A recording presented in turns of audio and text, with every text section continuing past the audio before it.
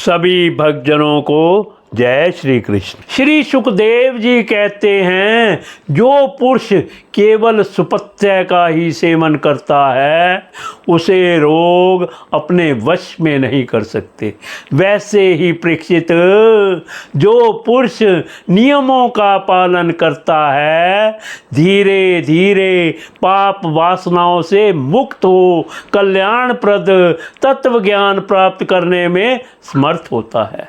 जैसे बांसों के झुरमुट में लगी आग बांसों को जला डालती है, वैसे ही धर्मज्ञ और श्रद्धावान धीर पुरुष तपस्या, ब्रह्मचर्य, इंद्रिय दमन, मन की स्थिरता, दान, सत्य, बाहर भीतर की पवित्रता तथा यम एवं नियम, इन 9 साधनों से मन, वाणी और शरीर द्वारा किए गए बड़े से बड़े पापों को भी नष्ट कर देते हैं। भगवान की शरण में रहने वाले भक्तजन जो विरले ही होते हैं, केवल भक्ति के द्वारा अपने सारे पापों को उसी प्रकार भस्म कर देते हैं जैसे सूर्य कोहरे को। परीक्षित, पापी पुरुष की जैसी शुद्धि भगवान को आत्म समर्पण करने से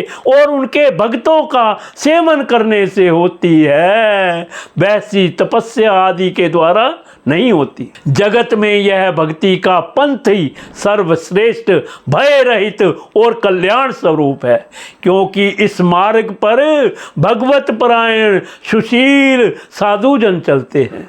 परीक्षित, जैसे शराब से भरे घड़े को नदियां पवित्र नहीं कर सकती, वैसे ही बड़े बड़े प्रायश्चित बार बार किए जाने पर भी भगवत विमुख मनुष्य को पवित्र करने में असमर्थ है। जिन्होंने अपने भगवत गुणानुरागी मन मधुकर को भगवान श्री कृष्ण के चरणारविंद मकरंद का एक बार पान करा दिया, उन्होंने सारे प्रायश्चित कर लिए। वे स्वप्न में भी यमराज और उनके पाशाधारी दूतों को नहीं देखते, फिर नरक की बात ही क्या है। परीक्षित, इस विषय में महात्मा लोग एक प्राचीन इतिहास कहा करते हैं। उसमें भगवान विष्णु और यमराज के दूतों का संवाद है। तुम मुझसे उसे सुनो। कान्य कुब्ज नगर कन्नौज में एक दासी पति ब्राह्मण रहता था।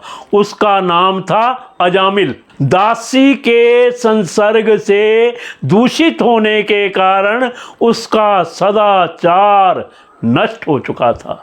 वह पतित कभी बटोहियों को बांधकर उन्हें लेता, कभी लोगों को जुए के छल से हरा देता, किसी का धन धोखा घड़ी से ले लेता तो किसी का चुरा लेता।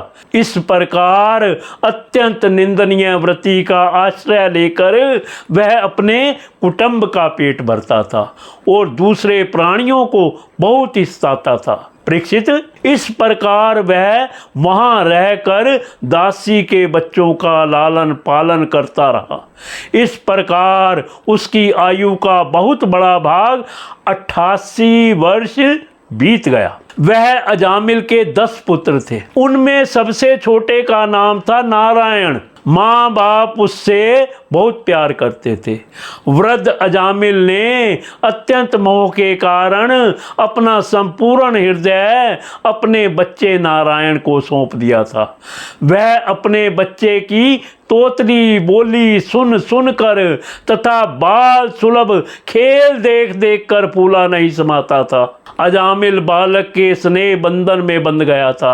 जब वह खाता तब उसे भी खिलाता, जब पानी पीता तो उसे भी पिलाता। इस प्रकार वह अतिशय मूढ़ हो गया था। उसे इस बात का पता भी ना चला कि मृत्यु मेरे सिर पर आ पहुंची है। वह मूर्ख इस प्रकार अपना जीवन बिता रहा था कि मृत्यु का समय आ पहुंचा। अब वह अपने पुत्र बालक नारायण के संबंध में ही सोचने विचारने लगा। इतने में ही अजामिल ने देखा कि उसे ले जाने के लिए अत्यंत भयावन 3 यमदूत आए हैं। उनके हाथों में फांसी है। मुंह टेढ़े टेढ़े हैं और शरीर के रोए खड़े हुए हैं। उस समय बालक नारायण वहाँ से कुछ दूरी पर खेल रहा था। यमदूतों को देखकर अजामिल अत्यंत व्याकुल हो गया और उसने बहुत ऊंचे स्वर से पुकारा, नारायण। भगवान के पार्षदों ने देखा कि यह मरते समय हमारे स्वामी भगवान नारायण का नाम ले रहा है, उनके नाम का कीर्तन कर रहा है, अतः वे बड़े वेग से झटपट वहां आ पहुंचे। उस समय यमराज के दूत दासीपति अजामिल के शरीर में से उसके सूक्ष्म शरीर को खींच रहे थे। विष्णु दूतों ने उन्हें बलपूर्वक रोक दिया।